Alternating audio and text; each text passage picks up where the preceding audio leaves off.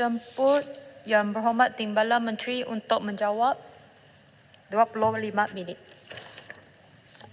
Terima kasih kepada yang pengerusi dan juga 15 ahli-ahli parlimen yang telah membahas 16 ahli-ahli parlimen yang telah membahas rang undang-undang pembekalan 2024 peringkat jawatan kuasa yang menyentuh kepala bekalan B24 dan pembangunan P24 di bawah tanggungjawab Kementerian Pelaburan, Perdagangan dan Industri. Yang Berhormat Parit Sulong dan Sri Gading dan beberapa ahli-ahli yang lain telah membangkitkan isu perancangan industri aero angkasa dan juga pembangunan ekosistem tempatan. Kerajaan telah mengenal pasti industri aero angkasa sebagai salah satu industri strategik yang berpotensi besar untuk pengembangan industri berteknologi tinggi di Malaysia di dalam rancangan Malaysia ke-12 dan juga Pelan Induk Perindustrian Baharu 2030 yang merangkumi pelbagai inisiatif bagi memacu pertumbuhan ke arah negara berpendapatan tinggi menjelang tahun 2030. Malaysia kini merupakan hub aero angkasa kedua terbesar di Asia Tenggara yang diperkasakan oleh lebih 240 syarikat yang disokong oleh 28,000 pekerja berkemahiran tinggi.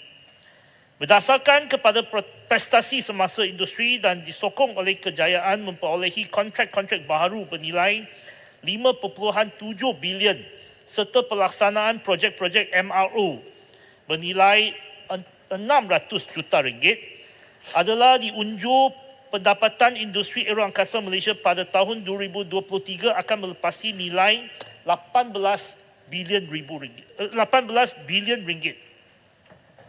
Sumbangan Malaysia kepada rantaian bekalan aero angkasa global amatlah kritikal memandangkan syarikat aero angkasa tempatan merupakan pembekal utama komponen kepada pengeluar pesawat komersial dunia, terutamanya Airbus dan Boeing, yang kesemuanya adalah untuk pasaran ekspor.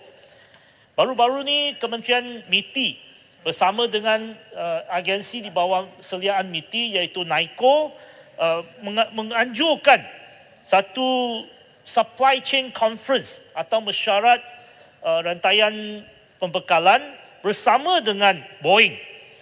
Dan juga ada usaha yang akan dilakukan bersama dengan Airbus dan juga program-program lain, termasuk satu program yang akan dianjurkan pada esok iaitu Malaysia Aerospace Summit 2023, anjuran NAICO.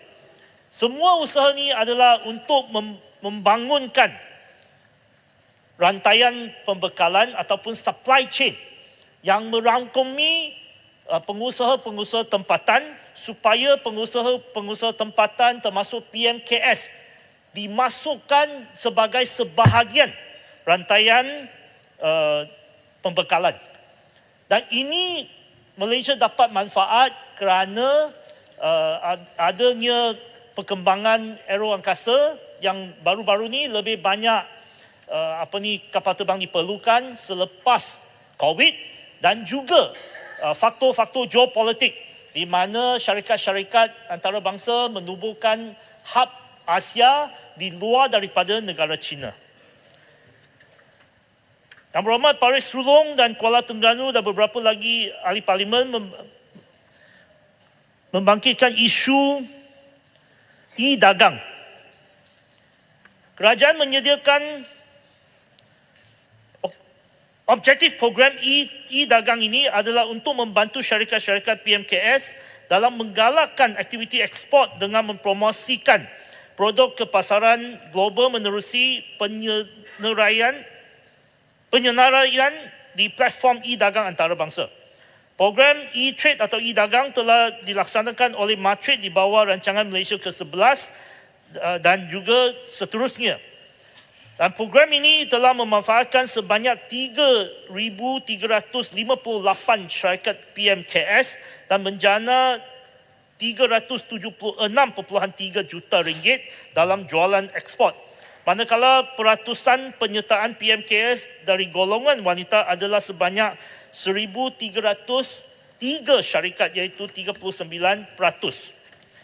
Bermula Mac 2021, Matrix telah mula melaksanakan program E-Trade 2.0 ataupun E-Dagang 2.0 di bawah rancangan Malaysia ke-12 dengan penambahbaikan dan merupakan kesinambungan kepada program E-Dagang terdahulu. Di bawah program ini, terdapat dua skim insentif untuk dinikmati oleh syarikat PMKS iaitu skim onboarding dan skim pemasaran digital dan latihan DMT. Melalui skim onboarding, syarikat boleh menikmati bantuan sehingga RM5,000 untuk menampung sebahagian daripada kos penyenaraian di dalam platform e-dagang antarabangsa. Di bawah skim DMT pula, syarikat boleh menerima sehingga RM20,000 bagi tujuan pemasaran digital dan latihan berkaitan e-dagang untuk tujuan ekspor. Bagi tahun 2021 sehingga Oktober 2023, sejumlah 1,199 syarikat telah dibantu melalui program e-dagang yang merangkumi 895 syarikat bagi skim onboarding dan 304 syarikat bagi skim DMT. Manakala peratusan penyertaan PMKS dari golongan wanita adalah sebanyak 688 syarikat iaitu 57%. Antara sektor utama yang dibantu di bawah program E-Trade 2.0 adalah makanan tersedia, minuman, farmaseutical, penjagaan diri, kosmetik dan barangan isi rumah dan produk pertanian. Yang berhormat Kubang Pasu, yang berhormat Seputih, yang berhormat Baco, yang berhormat Paya Besar, yang berhormat Tanah Merah dan yang berhormat Port Dickson menyentuh tentang NIMP 2030. Saya nak masukkan ucapan yang berhormat Paya Besar yang meminta lebih banyak peruntukan untuk NIMP. Saya setuju dengan pandangan dia.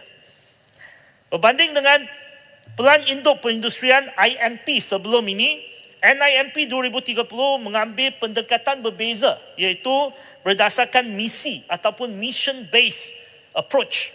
Pendekatan ini memerlukan kerjasama kukuh dan bersepadu di antara sektor awam dan swasta bagi mencapai visi NIMP 2030 dan seterusnya membawa perubahan positif kepada sektor perindustrian negara.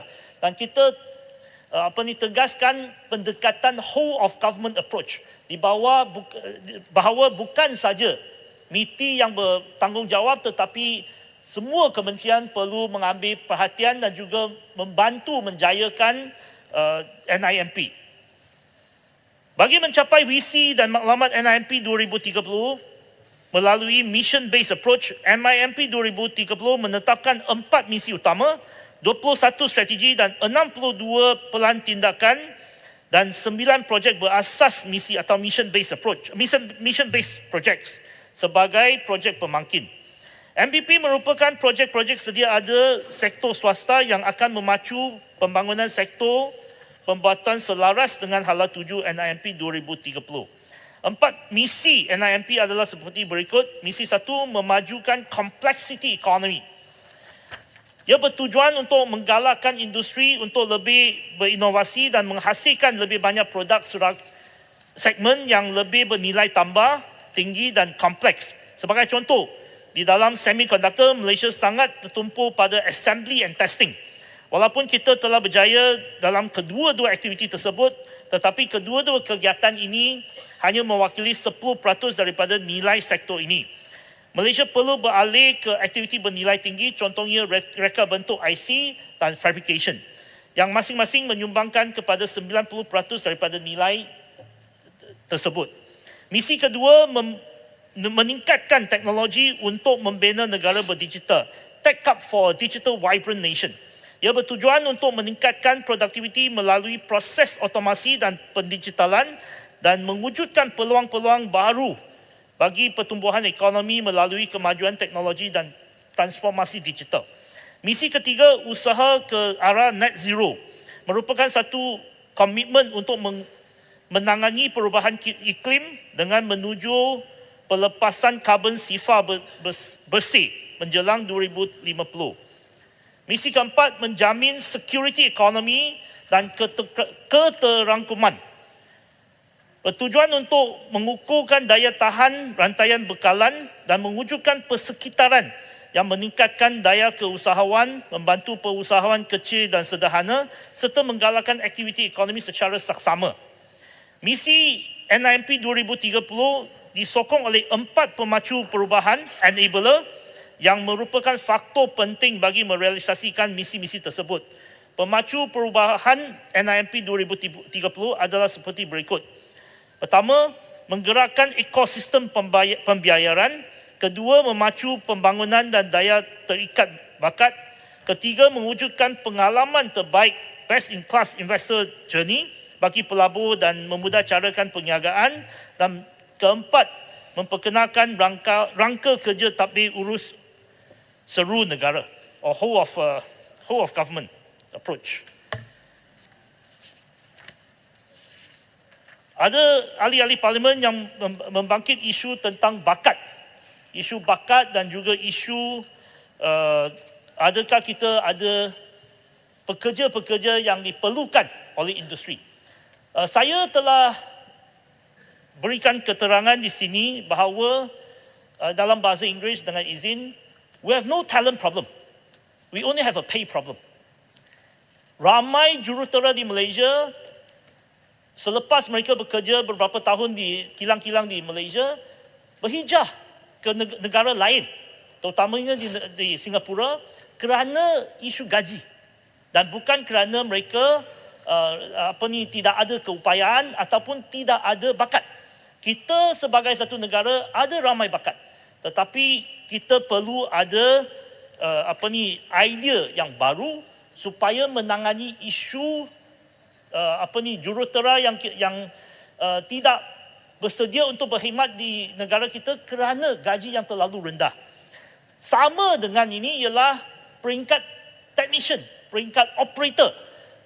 Juganya ramai operator terpaksa tidak lagi bekerja dalam sektor pembinaan kerana gaji ataupun upah terlalu rendah dan mereka berhijrah bekerja sebagai gig workers. Seperti mana yang selalu saya tekankan, Malaysia tidak ada masalah bakat. Masalah yang dihadapi oleh negara kita adalah kadar gaji yang terlalu rendah. Kita perlu faham bahawa pasaran pekerja, labour market Malaysia dan Singapura adalah pasaran yang sama. Negara kita mempunyai ramai pekerja berkemahiran tinggi tetapi mereka bekerja di Singapura atas sebab perbezaan gaji. Gaji penengah, medium wage dalam sektor perbuatan adalah hanya sebanyak RM2,205 pada tahun 2022, iaitu kadar yang lebih rendah daripada gaji penengah am negara.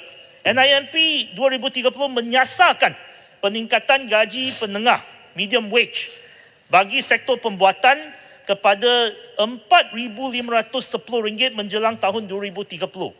Ini adalah melalui penglibatan sektor pembuatan dalam aktiviti bernilai tambah tinggi, peningkatan produktiviti dan peluang pekerjaan berkemahiran tinggi. Ekonomi madani dan NIMP 2030 selari dalam fokusnya untuk memperbaiki kehidupan melalui unjuran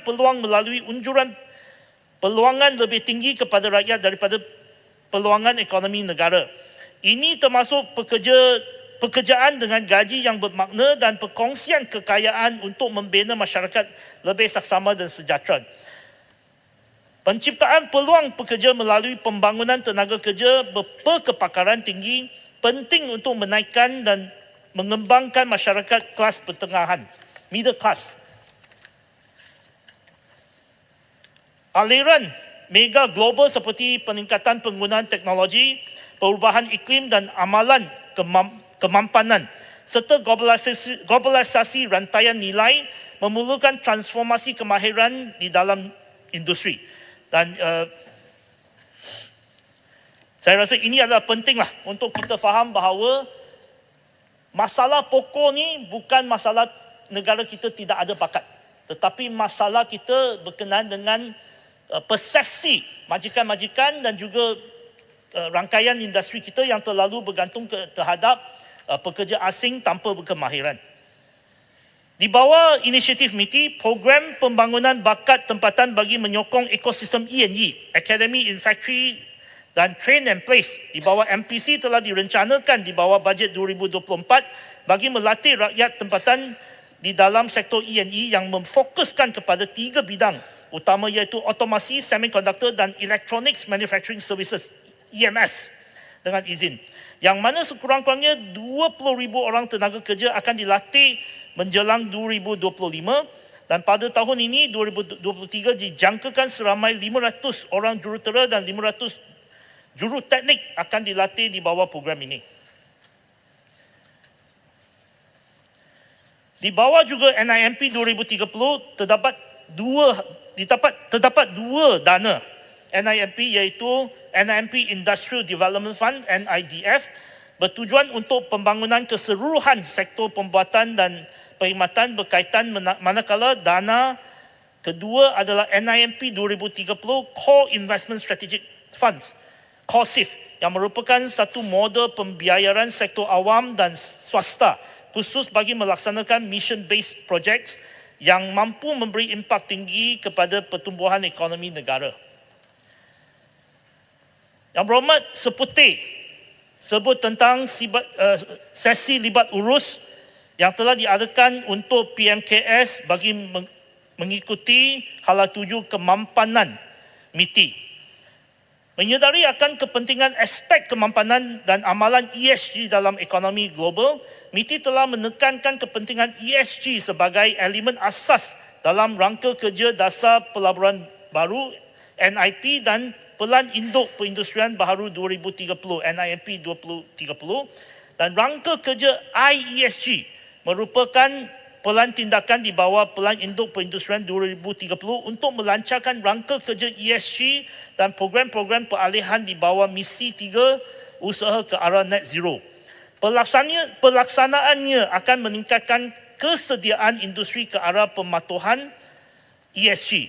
Dan bagi mempersiapkan industri, rangka kerja IESG fasa pertama telah dibangunkan menggunakan pendekatan yang komprehensif dengan mengambil kira persekitaran perniagaan semasa serta isu dan cabaran dihadapi oleh syarikat-syarikat dalam pembuatan dan perkhidmatan berkaitan pembuatan manufacturing related services untuk mempergiatkan amalan ESG. Yang berhormat Bacuk bertanya tentang ease of doing business ataupun memudah caraan urusan peniaga. MPC dengan kerjasama kementerian dan agensi dan kerajaan negeri dan pihak berkuasa tempatan telah dan sedang melaksanakan usaha-usaha ke arah memudah urusan perniagaan melalui reformasi kerana birokrasi. Antara usaha tersebut termasuk memudahkan penggerakan barangan, kedua mempercepatkan pembinaan bangunan industri, ketiga mempercepatkan kelulusan permohonan pemajuan tanah dan keempat semakan peraturan perniagaan secara menyeluruh di peringkat kementerian. Ada banyak usaha melibatkan PBT dan juga kerajaan negeri dan kementerian harap kerjasama di antara kerajaan pusat, kerajaan persekutuan dengan kerajaan negeri dan juga PBT boleh diadakan. Ada yang sebut tentang ekspor dan ada yang memberikan persepsi bahawa adanya kemerosotan ekspor. Memang ada keadaan kemerosotan tetapi saya nak bagi satu contoh bahawa kemerosotan harga komoditi memainkan peranan yang lebih besar terhadap prestasi perdagangan berbanding faktor kuantiti yang dibekalkan dalam pasaran. Sebagai contoh, bagi minyak sawit, jumlah nilai ekspor berkurang 31.84%. Jumlah nilai ekspor kurang banyak. Kerana harga komoditi telah menurun. Tetapi kuantiti ekspor bagi sawit hanya berkurang 3%. So, nilai merosot 31%, manakala kuantiti hanya merosot 3%.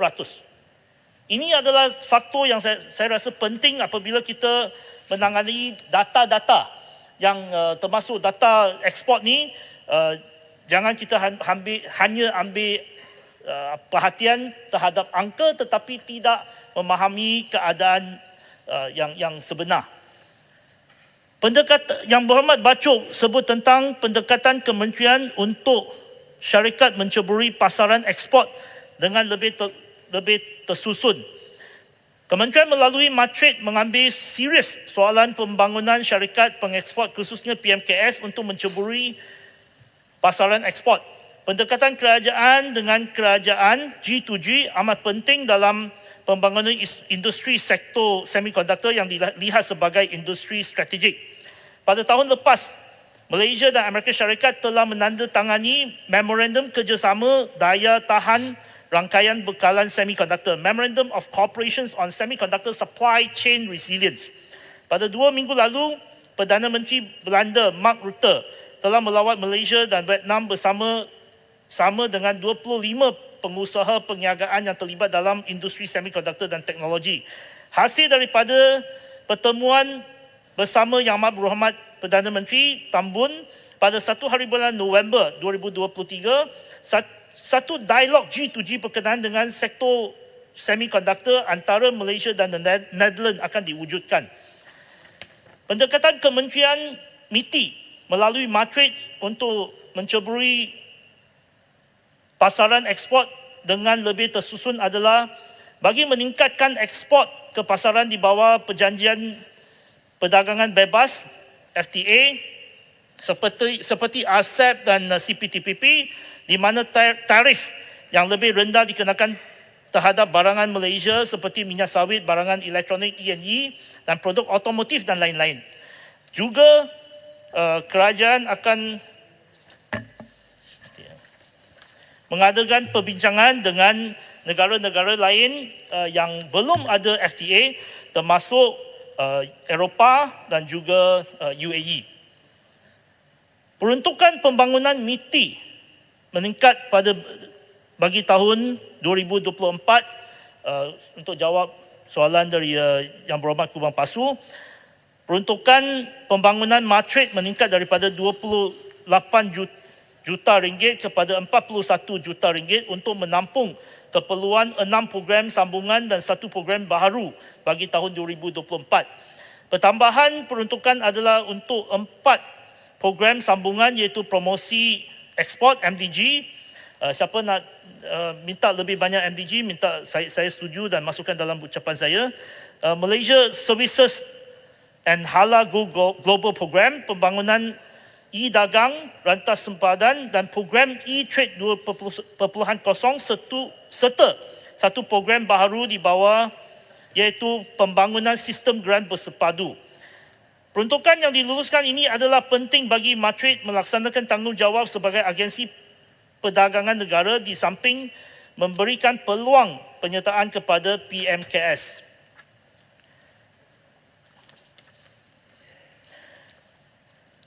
Yang Berhormat Payah Besar sebut tentang pasaran CIS dan benua Afrika.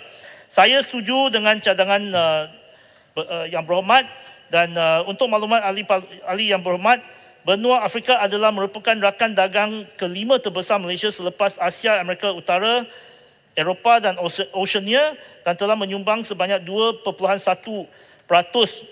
dalam nilai jumlah perdagangan Malaysia, dan Kementerian harap boleh dapat perkembangkan hubungan perdagangan di antara Malaysia dengan negara-negara CIS dan juga benua Afrika.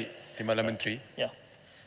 Saya ada tanyakan soalan tentang EV tadi. Ya. EV mampu milik bersama dengan YB Tebrau. Mungkin kalau boleh minta YB Timbalan Menteri jawab tentang memperbanyakkan lagi EV mampu milik di Malaysia dan juga bagaimana hendak mengembangkan EV tempatan. Terima kasih. Ya. Dasar kerajaan ialah untuk membangunkan pengeluaran kereta tempatan. So dasar ialah untuk membangunkan kenderaan tempatan ataupun CKD dengan kandungan tempatan, local content.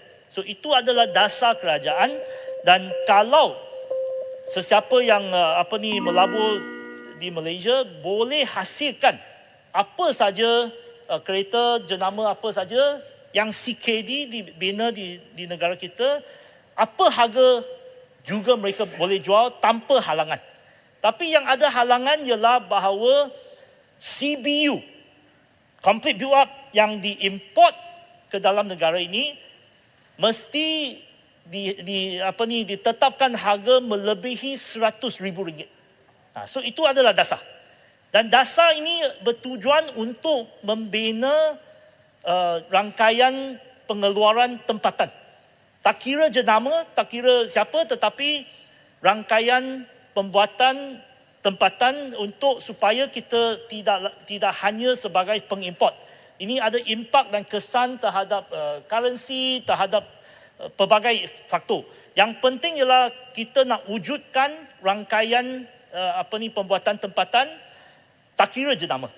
Dan untuk sasaran ini, kerajaan juga telah membincang dengan kedua-dua syarikat pengeluar kereta nasional yang telah memberi komitmen untuk menyokong dasar semasa kerajaan dengan sasaran bagi mengeluarkan kereta elektrik tempatan pada tahun 2025. Okay. Saya ingin mengakhiri dengan Arau dan juga Kelabakan dan juga Sri Gading. Okey, terima kasih. Untuk pelaburan yang soalan ditanya oleh Arau, bagi tempoh 2018 hingga Jun 2023, jumlah pelaburan yang diluluskan adalah bernilai RM753.9 bilion di dalam sektor perkilangan dan perkhidmatan di bawah seliaan MAIDA. Pelaburan ini melibatkan 9,201 projek yang akan menjana sejumlah 455,984 peluang pekerjaan baru. Dalam tempoh ini, pelaburan langsung asing memainkan peranan penting dengan menyumbang lebih daripada 74% daripada jumlah pelaburan, dan pelaburan langsung domestik merekodkan pelaburan bernilai RM189.4 bilion atau 25%. Sejumlah RM593.5 bilion atau 78.7% dari keseluruhan pelaburan yang diluluskan dari tempoh 2018 hingga Jun 2023 telah direalisasikan. Bermakna 78% atau hampir 80% telah direalisasikan dalam tempoh 5 tahun setengah.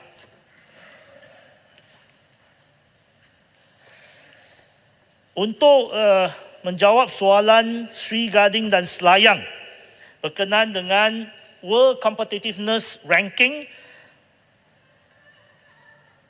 Perbadanan Produktiviti Malaysia MPC telah merangka program utama untuk meningkatkan daya saing negara dan mencapai matlamat berada di kedudukan ke-12 teratas dunia di dalam tempoh 10 tahun sejajar dengan sasaran oleh Yang Amat Berhormat Perdana Menteri dalam kerangka ekonomi madani. Tujuan untuk program ini adalah untuk mengukuhkan prestasi ekonomi negara melalui peningkatan pertumbuhan produktiviti, pelaburan, perdagangan dan peluang pekerjaan. Buat setakat ni, World Competitiveness Ranking ada 336 petunjuk atau kriteria. Dan negara kita di kedudukan ke-27 di antara 64 negara. Ada 16 petunjuk daya saing yang terendah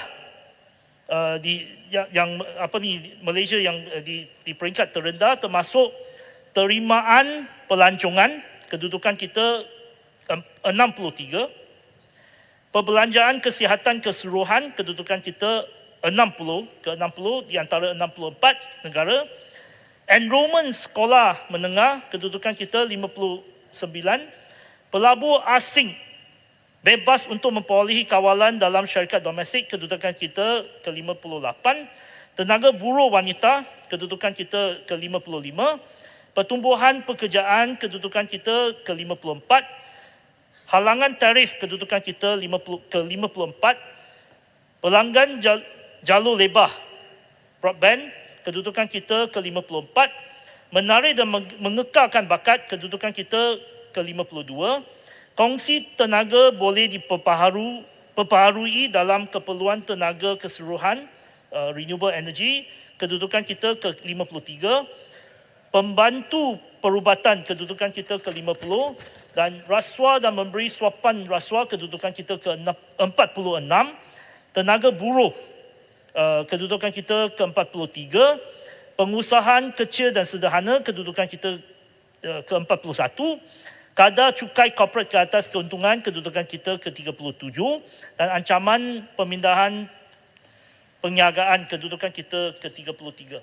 Dia ada 336 petunjuk dan kerajaan harap dengan dengan pendekatan whole of government kita dapat menambah baik dan kita boleh capai sasaran yang amat berhormat Perdana Menteri.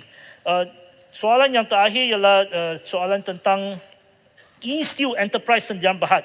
Untuk makluman, MITI telah mengenakan moratorium selama 2 tahun mulai 15 Ogos 2023 ke atas semua pertanyaan, penilaian, permohonan semasa, permohonan baharu, pemindahan lesen, pembesaran, regularisasi dan pelbagaian bagi lesen pemegang lesen penghilangan ML serta pengeluaran surat pengesahan untuk pengecualian daripada lesen penghilang atau ICA 10 di bawah Akta Penyelarasan Perindustrian 1975, Akta 156. Bagi aktiviti penghilangan dalam industri besi dan keluli, termasuk aktiviti kita semula bagi segmen bukan ferrous, non-ferrous.